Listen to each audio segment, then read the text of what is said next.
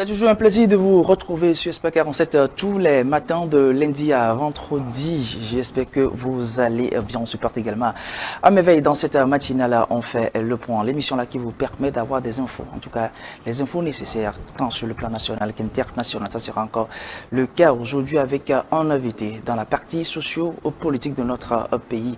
Nous parlerons d'une nouvelle plateforme et de l'opposition et des organisations de la société civile dénommée cadre de réflexion. L'invité, il passe souvent chez nous ici. Il sera encore là à nouveau ce matin pour en parler. Vous le connaissez très bien. Francis Pedro Amonzou, qui est le secrétaire national chargé des relations avec les médias au niveau de l'ANC, parti politique de l'opposition. Il sera notre invité. Francis Pedro Amonzou, le secrétaire national chargé des relations avec les médias au niveau de l'Alliance nationale pour le changement ANC. Mais il ne sera pas seul. L'autre visage, vous le connaissez, c'est vrai qu'il a disparu un peu de notre émission, mais il nous revient aujourd'hui voilà, avec notre invité. Je vais commencer même d'ailleurs par lui. Fredo, bonjour. Bonjour Emmanuel. Comment? Ça va ici toi? Oui, ça va aussi, ça fait un bon moment. Oui, vous savez, à un moment donné, il faut prendre du repos et avant de se relancer dans les activités. D'accord. Bon, lui aussi, vous le connaissez. Si vous êtes jeune, peut-être non. En tout cas, nous, on l'a connu parce que c'est l'un de nos doyens. Aujourd'hui, Francis Pedro, bonjour et bonne arrivée une nouvelle fois. Bonjour, cher ami. Bonjour à vos téléspectateurs et à vos téléspectatrices. Merci pour l'invitation. À chaque fois que nous pouvons répondre à vos sollicitations, nous le ferons. Parce que, d'abord, vous remercier pour le grand travail d'information que vous faites. Et ça, et surtout dans un pays où c'est très difficile d'exercer notre métier. J'en sais quelque chose et je vous félicite pour cela. Vous nous revenez aujourd'hui pas forcément pour parler de l'ANC directement, mais pour nous parler d'une plateforme, une nouvelle plateforme que vous dénommez cadre de réflexion. Je rappelle que ça a été porté sur les fonds baptismaux le 3 mars dernier. Il y a les partis politiques de l'opposition, mais aussi les organisations de la société civile. Alors, concrètement, parlez-nous-en. Pourquoi cette nouvelle initiative? Quelles sont les motivations derrière? Merci. Vous savez que la constitution d'un pays nécessite de la réflexion, dans un premier temps. Et c'est après avoir réfléchi et planifié les actions de développement que on peut se lancer dans la constitution du pays. Et vous n'êtes pas sans savoir également que dans la constitution d'un pays, il y a les politiques qui sont dans les partis politiques, il y a la société civile, il y a... C'est un tout. Donc, à un moment donné, il faut que les gens s'asseyent, réfléchissent. Et c'est ce que nous avons fait. Nous avons commencé les pourparlers entre nous depuis plus d'1 an pour dire par quel bout nous allons prendre les problèmes du Togo, les résoudre pour permettre à la population de se sentir mieux dans notre pays. Bien sûr, ça a été très difficile parce qu'il y a eu des regroupements par le passé qui n'ont pas abouti. Donc, nous n'allons pas refaire les mêmes bêtises tout le temps. Alors, pour faire quelque chose de nouveau, il faut réfléchir. C'est ce que nous avons fait. Et nous avons signé une charte. Oui. Le 3 mars dernier, dans une conférence de presse que vous avez suivie. Cette charte-là a pour... C'est un seul objectif. Remobiliser la population togolaise, remobiliser le peuple pour s'articuler autour des problèmes de notre pays. Lesquels concrètement? Ou bien tous les problèmes sociopolitiques? Vous savez que le Togo a plusieurs problèmes. Nous avons des problèmes politiques. La gouvernance est acariâtre. La gouvernance actuelle. je l'appuie, hein, j'appuie ça avec beaucoup de... Et Akadia, les Togolais ne se retrouvent pas dans leurs dirigeants. Les dirigeants ne font rien pour le peuple togolais. Les dirigeants font quelque chose pour eux. De l'autre côté, le Togo a des problèmes économiques. Aujourd'hui, la dette extérieure, ou bien la dette tout court extérieure et intérieure du pays, caracole jusqu'au niveau de 80% du PIB. Un pays C'est qui des est... chiffres exacts que vous avancez? Je vous donne des chiffres exacts. Allez vérifier. Et quand un pays en arrive là, c'est qu'il y a problème. Il y a problème. Et vous êtes endetté. Comment vous pouvez développer votre pays? Ben, chaque fois, les indices nous montrent, en tout cas, ce qu'on a comme information, que le Togo fait, en tout cas, un bon pas en matière d'économie. Vous parlez de dette jusqu'à 80%. Cher ami, le Togo fait des avancées. Hein? Est-ce que nous trouvons ça dans la marmite? Est-ce que c'est dans l'assiette des Togolais? Une chose est d'avoir, en tout cas, on va parler des ménages. Mais qu'est-ce que ça veut dire si on dit que le Togo est champion dans ceci et que les Togolais sont à même d'aller chercher leur pitance journalière sur les dépotoirs? Qu'est-ce que ça veut dire? Qu'est-ce que ça veut dire la paperasse?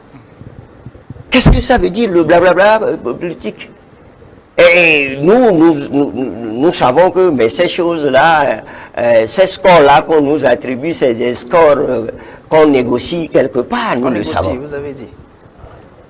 Mais je le dis en face de la nation, c'est des trucs négociés, parce que si les gens veulent réellement voir ce qui se passe, ils n'ont qu'à venir au Togo. Moi, je vais les amener à Bé, à Gouagnébé ici, même au marché à Sieyé ici, hein.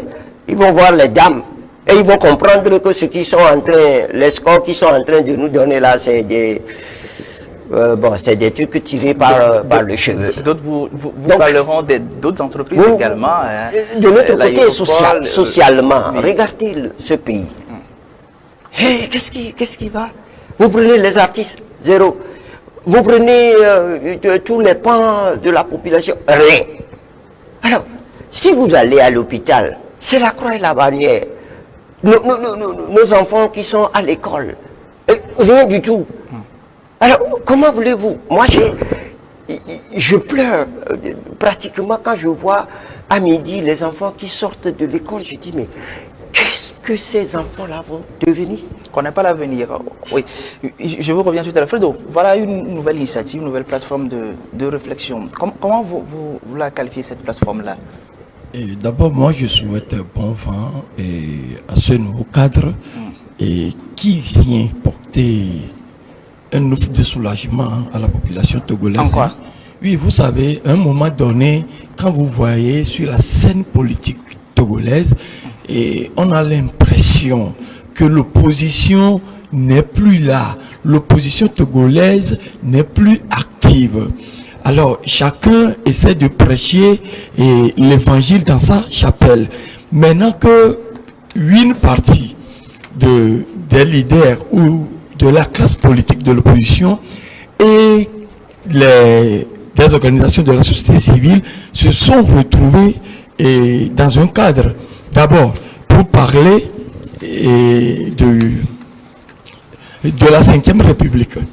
Pour parler de la Ve République, parce que ce cadre est totalement contre ce que nous appelons aujourd'hui la mise en place des mécanismes pouvant aboutir à la Ve République. Donc moi je crois que c'est l'occasion ou bien ce cadre, et pour ceux qui y croient encore aujourd'hui, qu'il y a une opposition sérieuse au pays, et c'est l'occasion que ceux-là pourquoi pas adhèrent facilement à la ligne de ce cadre. Donc vous appréciez quand même cette initiative, si je vous comprends bien. C'est ça. Alors, Monsieur Pedro, l'un de vos objectifs, c'est de mener des actions pour bloquer voilà, les mécanismes dont vient de mentionner Pedro et puis Fedro, d'accord, je vais y arriver.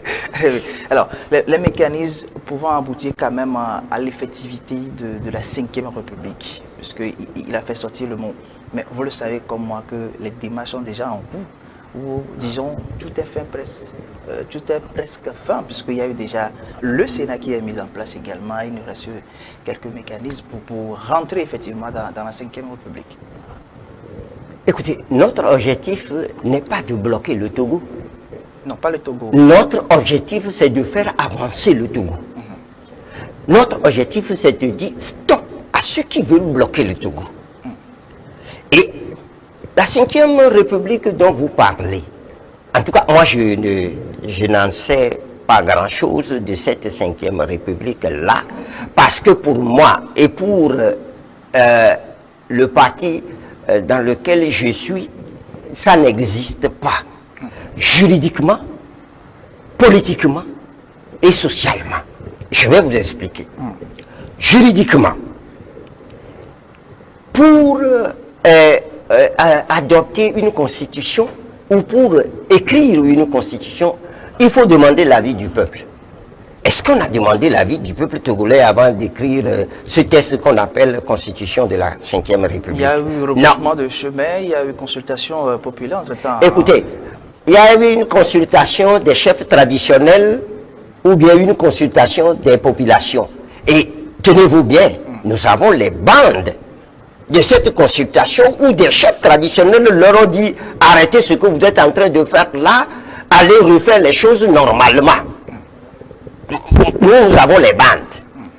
Alors, d'abord, qu'est-ce qui s'est passé avant qu'ils n'aillent consulter les chefs traditionnels? C'est parce que des députés qui ont leur mandat terminé, qui se sont réunis, certains parmi eux se sont réunis nuitamment pour écrire un texte qu'ils ont appelé révision constitutionnelle. In fine, c'est une réécriture de la Constitution. Alors, lorsque vous êtes en face, en face de ça, et vous voyez que les gens n'ont pas respecté ce que la Constitution a dit, si vous voulez me réécrire, voici les conditions. Ils n'ont pas respecté ça. Ils n'ont pas respecté l'article 59 de la Constitution de 1992, qui dit qu'on ne peut pas changer le mandat du chef de l'État si on ne demande pas l'avis du peuple. Ils ont violé ça. Ils ont violé même l'article 52, qui dit que le chef de l'État est élu pour un mandat de 5 ans. Et quand son mandat est en train de finir là, il faut faire les élections un mois avant. Ils n'ont pas respecté ça. Ils n'ont pas respecté l'article 4 de la Constitution de 1992 qui dit que le référendum appartient concurremment au président de la République et au peuple. Ils n'ont pas respecté ça. Juridiquement, ils sont fort clos. Nous ne pouvons pas accepter cela. Que des gens violent les tests et puis nous imposent un autre test. Pourquoi eux, quand un test ne leur plaît pas, uniquement ils les suppriment et prennent d'autres tests et aussi uniques que eux-mêmes ils ne respectent pas. Je vous donne encore un exemple juridique. On dit, dans ce qu'ils ont mis dans leur constitution de la 5e République, là que nous on ne reconnaît pas, on dit que le président du Conseil des ministres nomme le tiers du Sénat. Mais il y a combien de jours? Le président de la République, hein, c'est pas... Le président de la République vient Ah bien, vous dites président de la République. Ça a été fait. Vous dites, les 20. Vous dites président de la République. Et vous avez raison. Parce que c'est la 4e République. On n'est pas encore dans la 5e République. Écoutez, c'est là... Oui. Je vous dis les incongruités dans leur texte. Puisque eux, ils ont dit qu'ils ont une nouvelle constitution depuis le 6 mai. Promulguée depuis le 6 mai 2024. Oui. Mais qui et ils sont en train, après la promulgation de ce texte-là, ils sont en train d'utiliser le texte qu'ils ont abandonné. Mais c'est dans quel pays on fait une embrouillamini comme ça? Il y a une transition pour rentrer effectivement dans la 5e République, M. Pedro. Juridiquement, demandez aux juristes. Ils vous diront, dès qu'une constitution est adoptée là, on suit. Elle est d'application immédiate. Moi, je ne suis pas juriste, hein, mais j'apprends. Elle est d'application immédiate. On ne dit pas, bon, on a pris la constitution qui est la loi générale, on l'a pris, mais bon, c'est dans 20 ans qu'on va l'utiliser. C'est dans quel pays on fait des trucs comme ça? Mais dans les tests aussi, il y a des dispositions transitoires. Maintenant, des dispositions transitoires qu'on peut mettre quand même dans des tests. On les retrouve au les dispositions transitoires ne changent pas, c'est-à-dire ne remplacent pas la Constitution. Écoutez, puisque nous parlons des tests. Non. Écoutez très bien. S'il vous plaît, nous sommes en face de ce peuple-là et nous devons vraiment être justes en leur parlant, en leur disant ce qui doit être fait. Alors, cette constitution-là, qui a été promulguée, moi qui suis ici, j'ai deux versions. J'ai dit deux versions de cette constitution, c'est ça? De cette constitution-là, promulguée le même jour, et deux tests différents. Je me demande quel est le test qu'on est en train d'utiliser. Moi, j'ai les deux journaux officiels, de même numéro et de même date. Je les ai. Et on me dit que je dois accepter ça comme ça. Non, je n'accepte pas. Et ça, politiquement, ce n'est pas bien. Lorsque vous êtes dans un pays, vous ne pouvez pas vous imposer au pays. C'est le pays qui vous en impose. Donc la Constitution est du ressort exclusif du peuple. Donc vous voyez... Vos revendications, d'accord, on les connaît maintenant, mais concrètement, qu'est-ce que vous voulez faire? Parce que j'ai dit, vous voulez mener des actions, en tout cas pour ce que je sais, pour mettre fin ou pour bloquer quand même l'évolution de cette 5e République, mais revenir surtout à la 4e République. Mais qu'est-ce que vous voulez faire? Les actions concrètes pour amener à vos objectifs. Oui, vous avez vu que quand nous avons signé la charte le même jour, nous avons mis en branle une action. C'est-à-dire, le 23, nous allons faire une manifestation un meeting, pour expliquer au peuple ce qui se passe dans notre pays. Et demander au peuple de dire, ce qui se passe là, si vous ne faites rien, eh bien, ce pays-là va être détruit. Oui. C'est ce que nous allons faire. Le 23... Faire quelque chose, c'est-à-dire... Puisque là-bas n'est plus à leur niveau, hein, c'est au niveau des deux chambres désormais. Qui vous dit ça? Oui. Ce que vous appelez chambre là, ils sont au-dessus du peuple. Qui vous dit qu'ils sont au-dessus du peuple? C'est des élus du peuple. Des élus. Ah non, ils ne sont pas au-dessus du peuple. C'est des élus du peuple. Je vous donne l'ordonnancement de la Constitution. Oui, l'Assemblée nationale, par exemple... prenez le préambule. Celle qui représente quand même le peuple. Non, n'est-ce pas? Ils représentent le peuple. Oui, ils ne sont pas le peuple. Oui, mais mandataires quand même du peuple. Mais si vous êtes mandataire, c'est ce que le mandat vous dit, c'est ce que vous faites. Vous ne faites pas ce que le mandat ne vous a pas dit. Ceux que vous appelez là, je ne sais pas comment vous les appelez, eh bien, ils sont des mandataires. Et le peuple leur dit, vous ne pouvez pas faire ça. S'ils sont en train de le faire, le peuple doit leur retirer le mandat qu'il leur a donné. C'est de ça qu'il s'agit. Et c'est ce à quoi nous voulons que le peuple aille. Et nous allons le faire. Vous savez... Faire quoi concrètement? Oui, parce que vous avez dit que vous allez expliquer au peuple ce qui se passe. Si l'action après. Mais l'action après, vous voulez que je vous sorte l'article 150 de la Constitution de 1992? C'est ce que vous voulez? Parce que il parle de désobéissance. En fait, nous l'avons dans notre déclaration liminaire. Par rapport à cet article, on parle de désobéissance. L'article 150 de la Constitution de 1990 donne tous les droits au peuple. Lorsque quelqu'un veut vous gouverner par la force, vous prenez tous les moyens. Je dis, vous prenez tous les moyens pour l'arrêter. Vous pouvez même faire appel à d'autres pays pour vous aider à le faire. C'est ce que la loi dit. Et c'est la logique dans laquelle vous êtes. D'accord. Nous sommes dans cette logique que nous n'allons pas nous cacher. D'accord. Voilà un peu la situation. Vous, en tant que confrère, voilà, votre analyse par rapport à cette situation. Certes, vous avez qualifié, en tout cas, vous avez donné votre quitus à cette nouvelle plateforme que vous appréciez. Mais voilà les actions qui sont plus ou moins en prévision dans le cadre de cette 5e République. Et oui, moi d'abord, j'aimerais interpeller le ministre en charge du territoire. Il a fait quoi? Non, c'est-à-dire, je crois que ceux qui font partie ou ceux qui sont les premiers responsables de ce cadre connaissent très bien les thèses qui régissent notre pays. Alors, et ça va faire très mal d'apprendre ou d'écouter à la veille de ce meeting que le ministre de la Sécurité, le ministre en charge du territoire ont interdit ce meeting.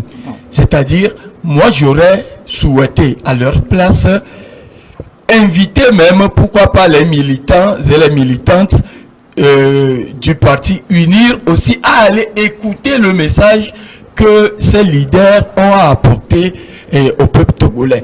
Sinon, c'est là où moi, je m'inquiète un peu, parce que ils ne donnent pas la réponse, ils ne répondent pas vite et à la lettre que les organisateurs les envoient. C'est à la veille qu'ils essaient de répondre d'une manière à une autre, et comme disait l'autre, mais quand le Togo c'est le Togo, le Burkina c'est le Burkina, après on va les gazer. Au fait, vous savez, oui. Nous avons déposé hier la lettre d'information. C'est ce que j'allais demander. Si vous avez oui. déjà fait Nous avons déposé la lettre d'information et M. Atipou dit très bien que nous connaissons les tests. Et nous avons respecté les tests. Surtout le délai. Le délai, c'est 5 jours francs. Donc, nous avons même dépassé les 5 jours francs. Maintenant, nous attendons leur réponse. La loi dit que s'il y a quelque chose, les autorités nous invitent et nous discutons. Ensuite, s'il y a problème, nous nous déplaçons sur les lieux pour voir de visu. Et la loi nous dit également que nous devons, si nous ne sommes pas d'accord avec ce que dit l'autorité compétente, nous sommes en référé directement devant les tribunaux. C'est ce que la loi dit. Et la loi fait obligation aux autorités de nous donner la réponse 72 heures avant. Puisque les délais juridiques consacrés, ils ne peuvent pas violer. Et ils violent toujours. Ils violent toujours les tests. Mais nous, on est tranquille. Nous sommes Togolais comme eux. Le Togo nous appartient comme à eux aussi. Donc, nous faisons ce que nous devons faire normalement, en respectant les choses, mais en ne suivant pas des dictats. Je le répète, nous ne suivions pas les dictats, nous suivons la loi. Nous allons revenir. Donc, voilà notre position. Oui. J'espère qu'ils ne vont pas commettre l'impair. D'accord. Vous allez peut-être terminer avec ça, le meeting du 23 mars. Voilà, peut-être vous aurez quelques minutes pour en parler, mais j'ai découvert quelque chose en lisant un peu la déclaration liminaire de la conférence, parce que c'est revenu 2 fois, ça a attiré un peu mon attention. Vous avez mentionné, actuellement on sait, vous êtes 2 partis politiques, l'ANC et puis l'FD, et puis les OSC.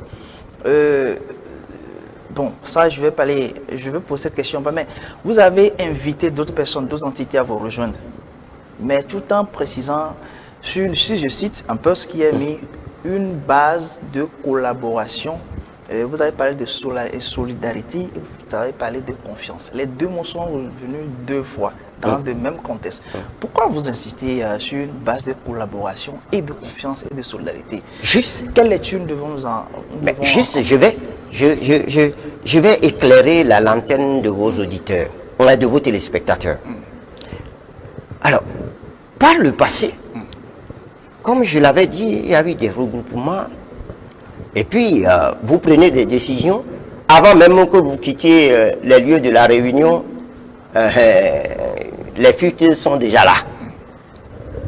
Ou bien, ce sont des membres de ces regroupements-là qui désignent d'autres membres du regroupement. Et sur des bases fausses, sur des informations fausses. Nous disons que cette fois-ci, ça ne peut plus être comme ça. Ceux qui sont dans ce cadre de réflexion doivent être solidaires.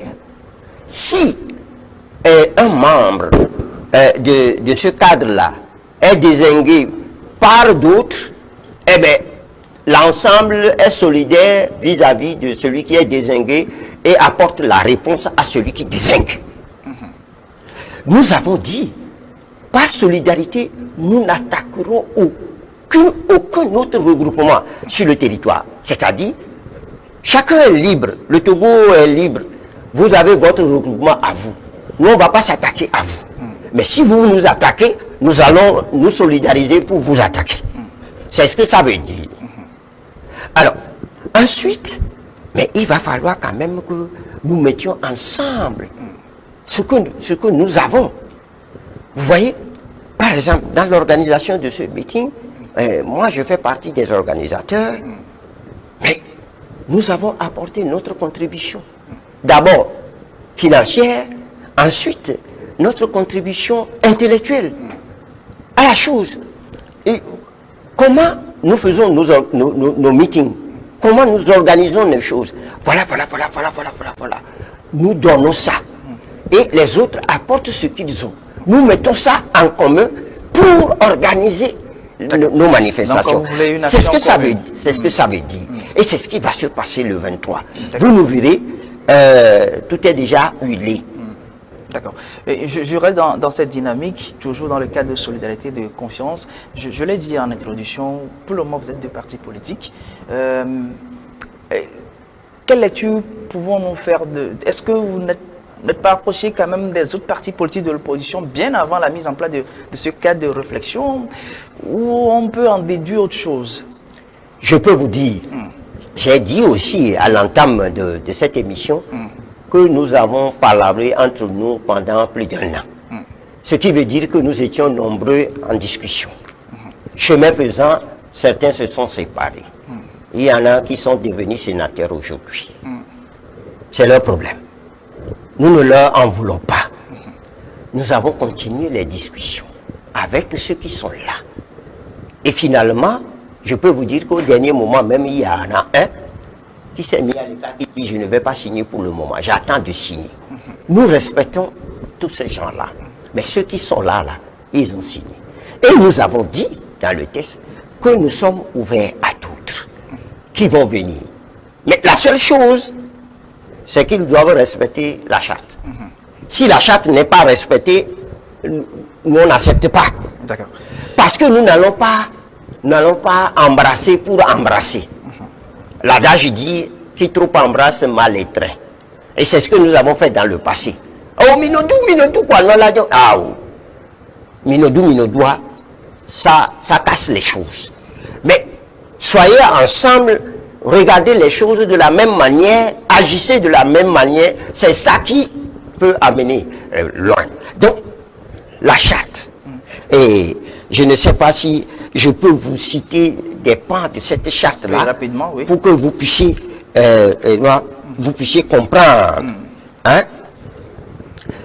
Obligation des membres. Oui.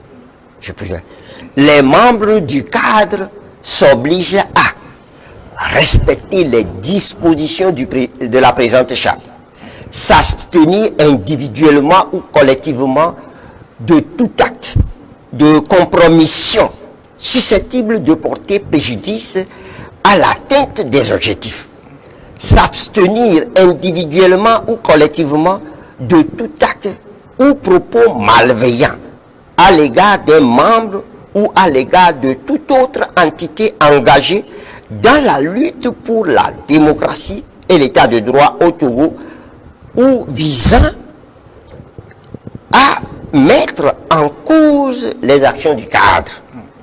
S'abstenir individuellement ou collectivement de tout acte de désinformation, dans le but de manipuler l'opinion ou de nuire à une autre entité engagée dans la lutte pour la démocratie et l'état de droit au Togo. Cultiver et entretenir le climat de confiance indéfectible, d'entente cordiale, d'harmonie et de solidarité entre les membres. S'engager à régler les différends entre membres dans un climat de convivialité, d'objectivité et de sincérité. Mettre en place un cadre solidaire pour soutenir tout membre victime d'une campagne de désinformation et de diffamation. On va s'arrêter là. Participer, il reste deux. Participer activement à toutes les activités du cadre, respecter et appliquer les directives et les recommandations, être à jour dans les cotisations. Voilà un peu le soubassement de votre chasse. Voilà ce qui regarde les membres du cadre. Et vous voyez que nous avons pris tout en compte.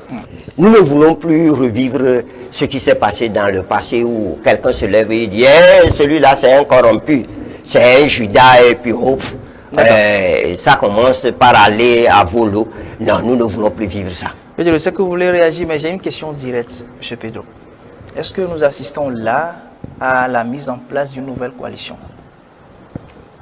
Nous avons dit que c'est un cadre de réflexion.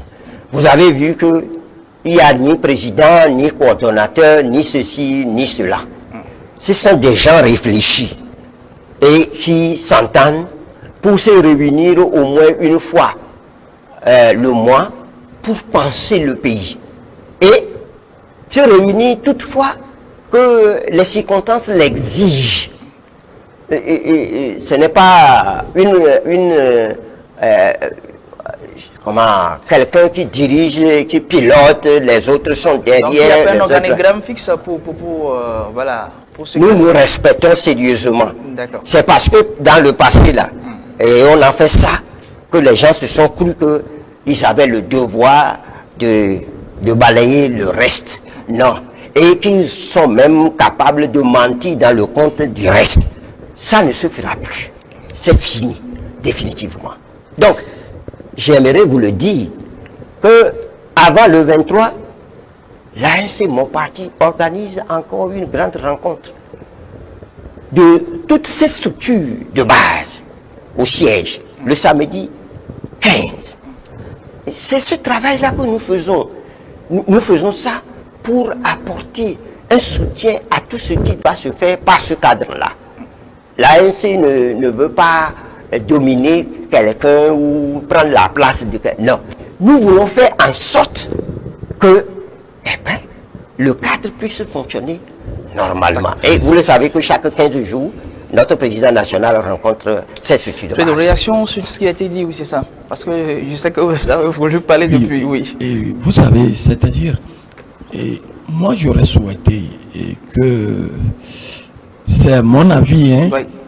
Et parce que quand vous écoutez certains Togolais parler, pourquoi ces deux partis politiques seulement, et avec plusieurs organisations de la société civile?